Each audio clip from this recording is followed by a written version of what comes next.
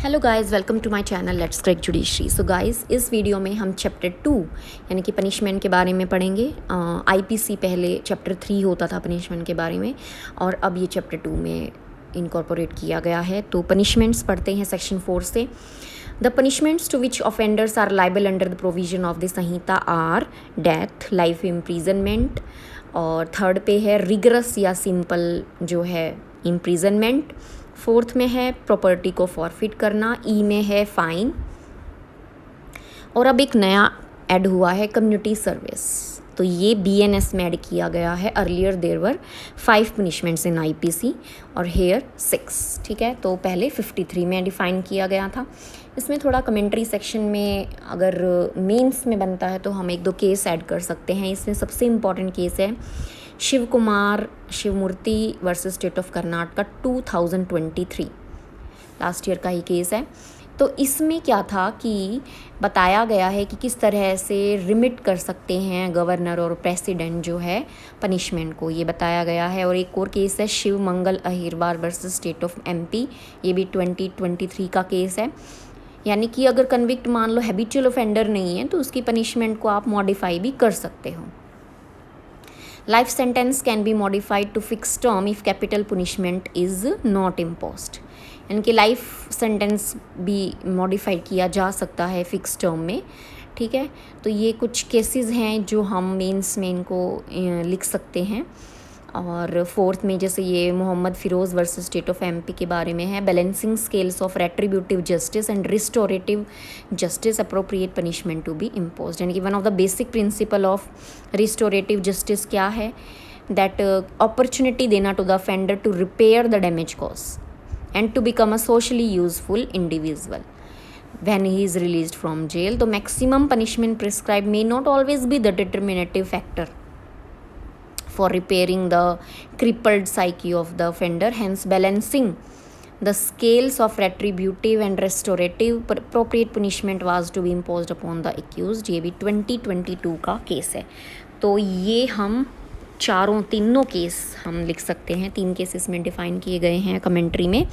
ये हम पनिशमेंट के ऊपर अगर मेंस का आता है तो हम लिख सकते हैं कि कम्युनिटी सर्विस ऐड की गई है इन केसेस के बाद। ठीक है, फिर है commutation of sentence. Commutation of sentence यानी कि दूसरी में ट्रांसफ़र कर देना। यानी कि गवर्नमेंट जो है ऑफेंडर की कंसेंट के बिना कम्यूट कर सकती है उसकी पनिशमेंट को इस संहिता में दूसरी पनिशमेंट में। और किस हिसाब से ये हम आप बाद में पढ़ेंगे जब हम सीआरपीसी यानी कि भारतीय नागरिक सुरक्षा संहिता करेंगे 474 ऑफ दिस एक्ट। तो उस एक्ट के तहत हम अप्रोप्रिएट गवर्नमेंट जो है कम्यूट कर सकती है। एक्सप्लेनेशन कहती है for the purpose of this section the expression appropriate government, उसका मतलब क्या क्या होगा।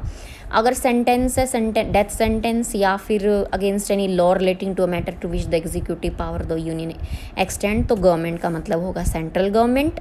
और जहाँ पे डेथ सेंटेंस चाहे हो या ना हो, वहाँ पे अगर स्टेट गवर्नमेंट ने दिया तो वो स्टेट गवर्नमेंट का मतलब होगा स्टेट गवर्नमेंट। ठीक है, 54, 55, 55A जो 3 थे उसको बनाकर अब 1 में कर दिया है सेक्शन 5 में। Fractions of terms of punishment, यानी कि अगर आपको दी जाती है लाइफ इम्प्रीजनमेंट तो वो 20 ईयर्स के बराबर होगा। सेक्शन 7 फिर कहता है सेंटेंस जो है होली और पार्शली रिगरस और सिंपल हो सकती है। यानी कि पनिशमेंट जब दी जाती है तो या तो वो सिंपल होगी या रिगरस होगी या पार्शली रिगरस या पार्शली सिंपल भी हो सकती है, ये कहता है सेक्शन 7। इसमें और कुछ नहीं है। सेक्शन नंबर फिर 8 है amount of fine liability in default of payment of fine. यानी कि देखो जहाँ पे कोई सम नहीं लिखा फ़ाइन के बारे में, तो जो अमाउंट है फ़ाइन का वो अनलिमिटेड हो सकता है, लेकिन इतना भी नहीं कि वो बहुत एक्सेसिव हो जाए, चुकाना ही ना, मतलब चुका ही नहीं सकते हैं उसको। ठीक है, सेकंड में फिर कहता है हर केस में जिसमें इम्प्रीजनमेंट भी है प्लस फ़ाइन भी है, तो in which the offender is sentence to fine whether with or without imprisonment. और बी में है इम्प्रीजनमेंट या फ़ाइन या केवल fine only in which the offender is sentence to fine. अब मेन बात है कि it shall be competent to the court, यानी कि कोर्ट की कम्पिटेंसी होगी कि वो सेंटेंस दे सकता है उस ऑफेंडर को कि भाई अगर आपने फ़ाइन पे नहीं किया तो इस इम्प्रीजनमेंट के साथ आपको ये जो है इम्प्रीजनमेंट भी भुगतनी जो भी है पड़ेगी। ठीक है, तो ये कहा है सफ़र करनी पड़ेगी। The offender shall suffer imprisonment for a certain term. तो ये आपको कोर्ट, कॉम्पिटेंट कोर्ट जो है ये बताएगी। तो ये कहा है सेक्शन नंबर 8 में। उसके बाद देखो the term for which the third में कहता है सेक्शन 8 के, for which the court directs the offender to be imprisonment in default of a fine, यानी कि 1/4 से ज़्यादा जो है नहीं होनी चाहिए। पहले वाली ही बात है, यानी कि मान लो 8 साल है तो 2 साल से ज़्यादा आप नहीं दे सकते इन डिफ़ॉल्ट ऑफ फ़ाइन, 2 साल तक ही दे सकते हो। और फोर्थ में है कि अगर मान लो फ़ाइन भी पे नहीं कर रहे हो, कम्युनिटी सर्विस भी नहीं कर रहे हो, तो आपको सेंटेंस पे मतलब जो भी इम्प्रीजनमेंट है वो सफ़र करनी पड़ेगी। उसके बाद फिफ्थ में है if the offence is punishable with fine or community service, imprisonment which the code imposes in default of payment of the fine or in default of community service, वो सिंपल होगी, रिगरस नहीं होगी। मतलब अगर आपने fine पे नहीं किया और आप इम्प्रीजनमेंट आपको हो गई है उसके बदले में, तो वो सिंपल होनी चाहिए, रिगरस नहीं होगी। और ये बात कही है कि अगर 5,000 से ज़्यादा नहीं है अमाउंट फ़ाइन का तो 2 महीने से ज़्यादा नहीं हो सकती, 10,000 तक है तो 4 महीने और 1 साल दूसरे किसी केस में। 67 पहले केस था ये। ठीक है, उसके बाद है सिक्स्थ में, सिक्स्थ के आगे आप लिख सकते हैं टर्मिनेशन ऑफ फ़ाइन, यानी कि फ़ाइन का टर्मिनेशन कब हो सकता है, या तो वो पे कर दे, ए में कहा है या तो इज़ आइदर पेड, या फिर जो कानून है वो लीवाई खुद कर लें। ए में ये कहा है 6 के ए में, और बी में भी यही कहा है कि प्रपोर्शन की बात होती है।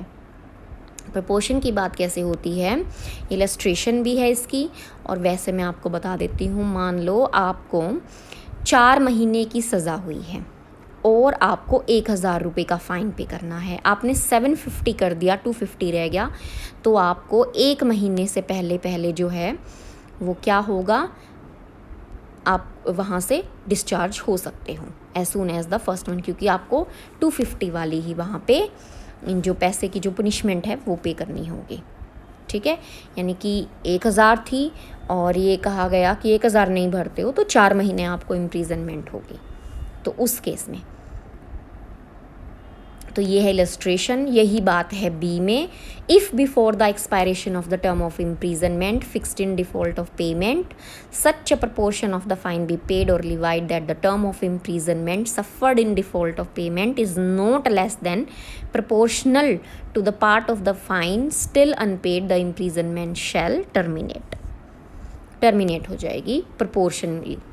उसके बाद है सेवन्थ में सेक्शन 8 ही चल रहा है हमारा। सेक्शन 8 के 7 में क्या कहा गया है कि ऐसा नहीं है कि आप कभी भी फ़ाइन को पे करें, 6 ईयर्स के अंदर सेंटेंस पास होने के बाद में आपको क्या है, फ़ाइन जो है वो पे करना पड़ेगा। और मान लो अगर सेंटेंस ही ज़्यादा है 6 साल से, तो फिर उस केस में क्या होगा, किसी भी टाइम उस 6 साल से जो ज़्यादा पीरियड है उसके एक्सपायर होने से पहले। तो ये दोनों चीज़ें लिखी हैं। सेक्शन 8 अब ख़त्म होता है। सारी सेक्शन 8 में जो आपके सेक्शन 63 से स्टार्ट होके सेक्शन 70 तक चलते हैं वो सभी सेक्शन 8 में ले लिए हैं। उसके बाद है 9। सेक्शन 9 कहता है कि लिमिट क्या है पनिशमेंट की, कई सारे जब ऑफेंसेस हों। अब बात करता है कि मान लो कोई ऑफेंस है जिसमें कई सारे पार्ट्स हैं और पार्ट जुड़कर एक ऑफेंस कर रहे हैं, तो आपको उस पार्ट की ना हो के ऑफेंस की पनिशमेंट होगी। ठीक है, और जहाँ पे 2 या उससे ज़्यादा डेफिनेशन है तो anything is an offence falling with in 2 और मोर सेपरेट डेफिनेशंस। ठीक है, बी में कहता है several acts of which one or more than would by itself or themselves constitute an offence. जब कंबाइन होते हैं एक दूसरा ऑफेंस बनता है तो वो होगी। Offender shall not be punished with a more severe punishment. ठीक है, मोर सिवियर पनिशमेंट से नहीं होगा। Then the court which tries him could award for any one of such offence. Illustration से देखते हैं। मान लो ए ने जेड को 50 स्ट्रोक मारे स्टिक से। अब एक एक स्ट्रोक भी क्या है, हर्ट है, लेकिन इकट्ठा मिला लो तो क्या है, ग्रीवियस हर्ट। तो हर्ट की नहीं होगी, नहीं तो क्या होगा, 50 साल से भी ज़्यादा जो है उसकी सज़ा हो जाएगी। एक एक साल भी अगर हम हर्ट की देंगे तो 50 साल हो जाएगी, लेकिन ऐसा नहीं है, ग्रीवियस हर्ट की होगी। अब but if while A is beating Z, अब ए मार रहा है जेड को, वाई इंटरफेयर करता है और ए इंटेंशनली स्ट्राइक कर देता है वाई को भी। अब वाई को ब्लो करना कोई उसके एक्ट का पार्ट तो था नहीं, लेकिन ए ने क्या किया है, वॉलंटरली कॉजेज किया है हर्ट, किसको, जेड को। तो ए जो है लायबल होगा एक पुनिशमेंट के लिए, ठीक है, किसको, जेड को, and to another for the, जो भी गलती से लग गया है वाई को उसके लिए। यानी कि ब्लो हमने ए में नहीं लिया कि भाई 50 जो स्ट्रोक हैं उनका नहीं लिया, लेकिन यहाँ पे ले लिया क्योंकि यहाँ दूसरा पर्सन हो गया है, उसको एक गलती से लग गया है, तो वो उसकी सज़ा उसको होगी, और जेड को होगी वॉलंटरीली कॉज्ड हर्ट। ठीक है, तो 71 में ये पहले हमने आईपीसी में पढ़ा है। उसके बाद है सेक्शन नंबर 10। सेक्शन 10 कहता है punishment of persons guilty of one of several offences, judgement stating that it is doubtful of each. In all cases in which judgment is given that a person is guilty of one of several offences specified in the judgment, but that it is doubtful of which of these offences is guilty, the offender shall be punished for the offence for which the lowest punishment is provided if the same punishment is not provided for all. यानी कि सभी cases में जब judgement दिया जाता है, guilty है एक, कई सारे ऑफेंस हैं उनमें से, लेकिन डाउट है किससे गिल्टी है, तो अफेंडर को है पनिश कर दिया जाएगा लोवेस्ट पुनिशमेंट के लिए। यानी कि डाउट अगर होगा कई ऑफेंसेस में तो लोवेस्ट जिसकी पनिशमेंट होगी उस ऑफेंस के लिए उसको किया जाएगा। फिर है सोलिटरी कन्फाइनमेंट, 73 74 में पढ़ते थे हम, इसके लिमिट 74 में पढ़ते थे, अब 11-12 में है ये। सोलिटरी कन्फाइनमेंट वही है same, when ever any person is convicted इस संहिता के अंदर, तो उसको रिगरस इम्प्रीजनमेंट दी जा सकती है और ऑर्डर किया जा सकता है कि भैया सॉलिटरी कन्फाइनमेंट जो है इस पोर्शन के लिए आपको भुगतनी होगी, और सेम वही रहेगा, 3 महीने से ज़्यादा नहीं हो सकती। और 3 महीने में क्या क्या होगा, देखो 6 महीने से ज़्यादा की इम्प्रीजनमेंट है तो 1 महीने से ज़्यादा नहीं हो सकती, और 6 से 1 साल है तो 2 महीने से ज़्यादा नहीं हो सकती, और अगर 1 साल से ज़्यादा है तो फिर 3 महीने तक की ही सॉलिटरी कन्फाइनमेंट हो सकती है। ये सेक्शन 73 में था। लिमिट है 74 में कि आप किसी को भी 14 डेज़ कंटिन्यू उससे ज़्यादा कन्फाइन नहीं कर सकते, ठीक है, जो भी उसमें इंटरवल होंगे। और अगर मान लो जो सज़ा है वो 3 महीने से ज़्यादा है, यानी कि इम्प्रीजनमेंट 3 महीने की ज़्यादा दे रखी है, तो किसी भी महीने, यानी कि उन 3 महीने में जो महीना है एक, उसमें 7 दिन से ज़्यादा की आप नहीं कर सकते। यानी कि 3 महीने से ज़्यादा है पनिशमेंट इम्प्रीजनमेंट, तो सोलिटरी कन्फाइनमेंट आप 1 महीने की 7 दिन से ज़्यादा नहीं दे सकते, जो भी इंटरवल होंगे उसके अकॉर्डिंग, ठीक है। तो ये पीटी के क्वेश्चन बनते हैं 11-12। Enhanced punishment for certain offences after previous conviction, ये प्रीवियस कन्विक्शन की बात करता है। whoever having been convicted by a court in India of an offence punishable under chapter 10 या फिर 17 of the Samhita with imprisonment of either description for a term of 3 years or upwards, 3 साल या उससे ज़्यादा, इन चैप्टर में है, ये chapter आगे आएंगे संहिता में।